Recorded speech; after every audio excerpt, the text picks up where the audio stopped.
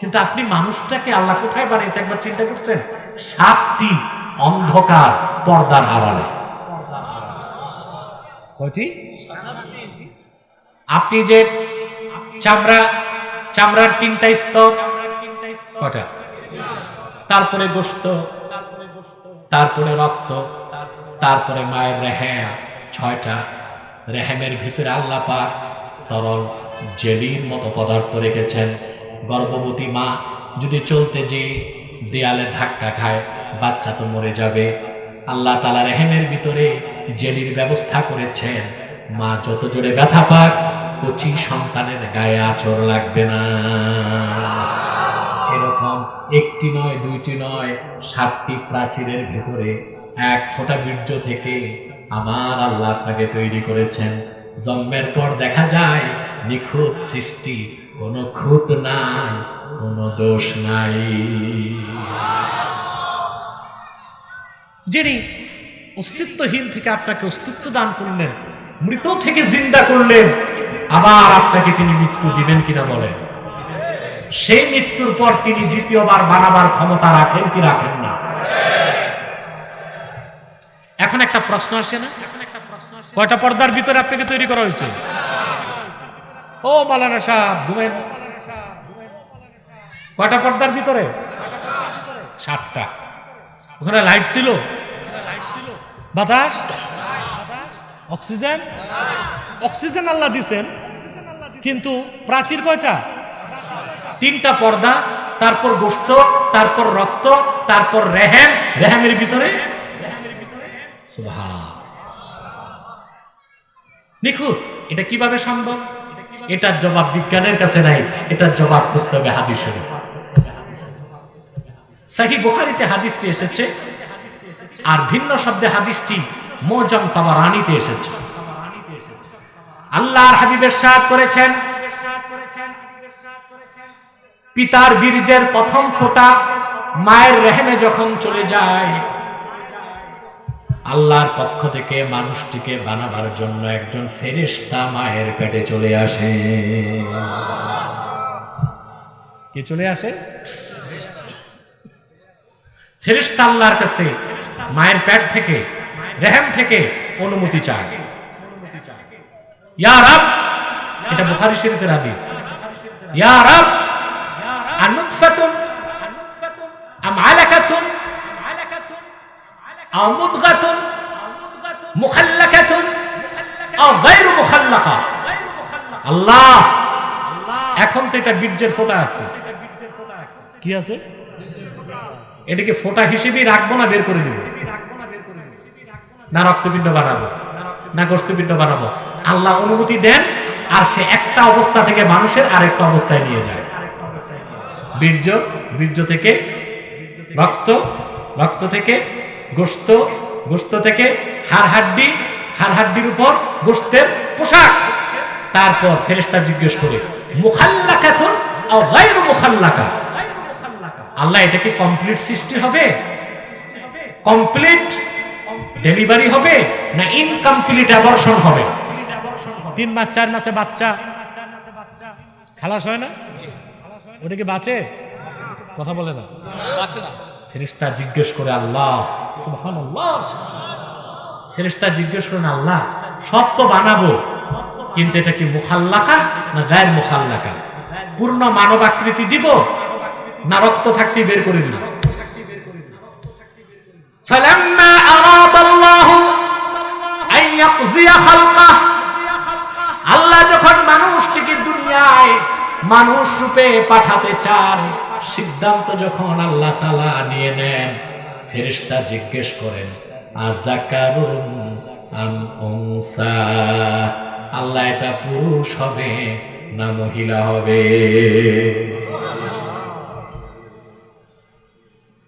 পুরুষ হবে?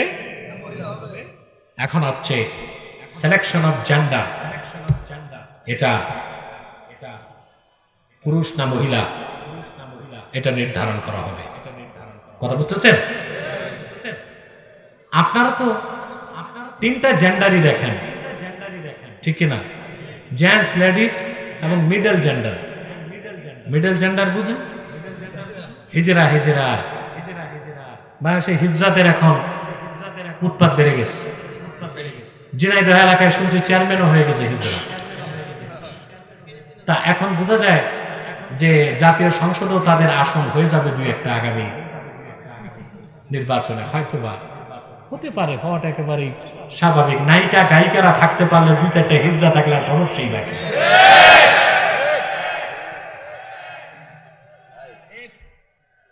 মায়ের পেটে জেন্ডার নির্ধারণ হয়, ফেরেশতা জিজ্ঞেস করেন আল্লাহ এটা পুরুষ হবে না মহিলা হবে? আল্লাহ বলেন পুরুষ, পুরুষ হয়ে যা। আল্লাহ বলেন মহিলা, মহিলা হয়ে যা। ও মিয়া, স্কুল কলেজের ছাত্ররা যে বিজ্ঞান বিজ্ঞান করো, সেই বিজ্ঞান আল্লাহর কোরআন থেকে ১৫০০ বছর পিছে চলতেছে।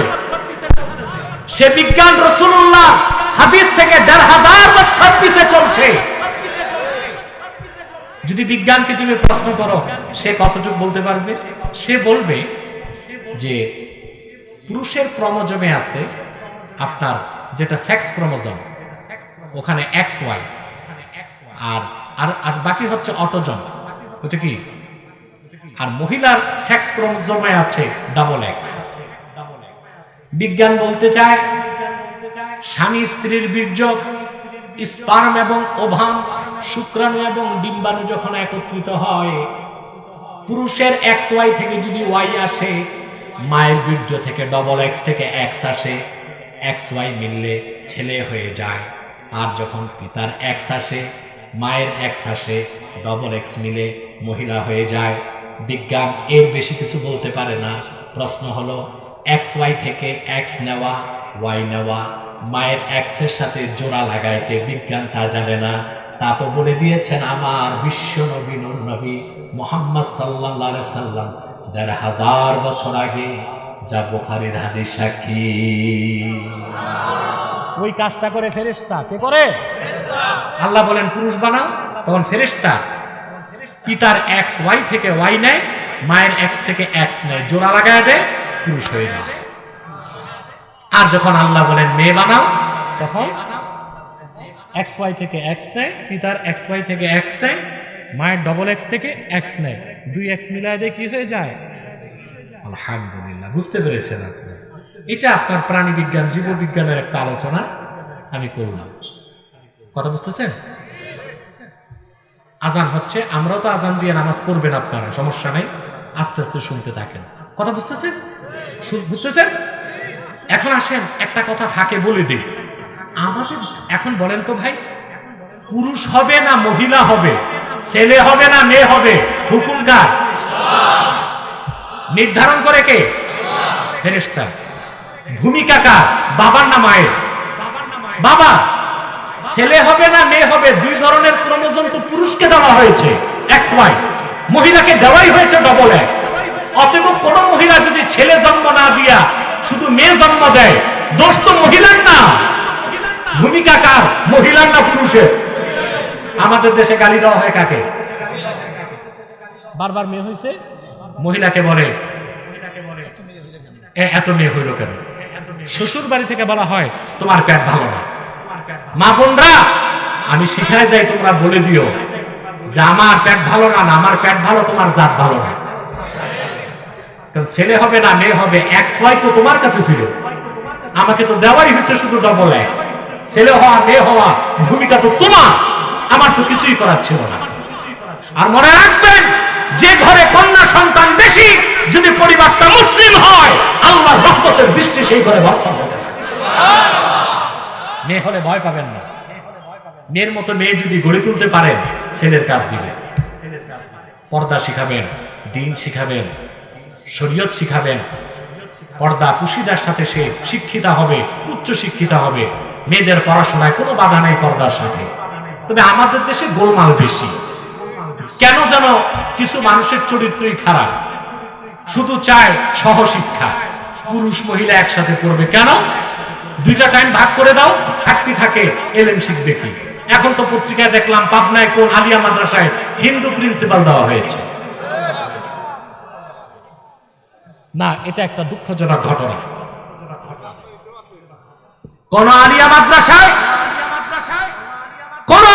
শিক্ষক চাকরি নিতে পারে না, মাদ্রাসার যে পরিবেশ তা ক্ষুণ্ণ হবে। আর কোন অবস্থায় কোন প্রিন্সিপাল, কোন অধ্যক্ষ হিন্দু বা মুসলিম হওয়া উচিত নয়। কারণ হাজার হাজার আলেম কামেল পাস করে, অনার্স মাস্টার্স করে চাকরি পাচ্ছে না, বেকার জীবন যাপন করছে। সেখানে তাদেরকে চাকরি না দিয়ে সনাতনদেরকে চাকরি দিতে চাও কেন? বুঝা যায় দাল মে কুছ কালা है, कबाब में हड्डी है।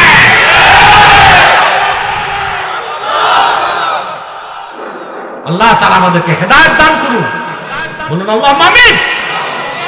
তাহলে ছেলে হবে না মেয়ে হবে, হুকুম কার? হুকুম কার? ছেলে হবে না মেয়ে হবে নির্ধারণ করে কে? ফেরেশতা। ভূমিকা কার? মার না বাবা? জোরে বলেন। তাহলে বারবার যদি আপনার বউ মেয়ে পয়দা করে, মহিলাকে গালিগালাজ করবেন?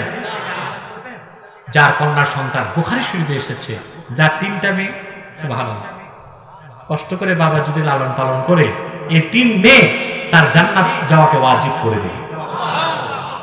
মেয়ে হলে কষ্ট মনে নিবেন না, তাকে আরো আনন্দের সুখের মনে করবেন। পারবেন তো ইনশাআল্লাহ? তা শুন, আবার মূল বিষয়টা ফিনিশ করছি। কুনতুম আমওয়াতান, তোমরা ছিলে মৃত, সুম্মা ইউমীতুকুম ইহয়িকুম, আল্লাহ তোমাদেরকে ফাহইয়াকুম, আল্লাহ তোমাদের মৃত থেকে জিন্দা করেছেন। সুম্মা ইউমীতুকুম, আবার আল্লাহ তোমাদের মৃত্যু দিবেন। মৃত্যু আল্লাহ আমাদের দেন? কথা বলেন। দেখেন না মৃত্যু? কথা বলে না। এই পৃথিবীতে আসার ক্ষেত্রে সিরিয়াল আছে, কিন্তু যাওয়ার ক্ষেত্রে দুনিয়াতে দেখা যায় আগে আসে দাদা, তারপরে বাবা, তারপরে ছেলে, তারপরে নাতি। যাবার বেলায় তো কোনো সিরিয়াল নাই। দেখা যায় দাদার কাঁধে নাতির লাশ, পিতার কাঁধে সন্তানের লাশ, স্বামীর কাঁধে স্ত্রীর লাশ। আসার বেলায় সিরিয়াল আছে, যাওয়ার বেলায় সিরিয়াল নাই। আল্লাহ সেটাই বলেছেন, সুম্মা ইউমীতুকুম, আবার আল্লাহ তোমাদের মৃত্যু দিবেন।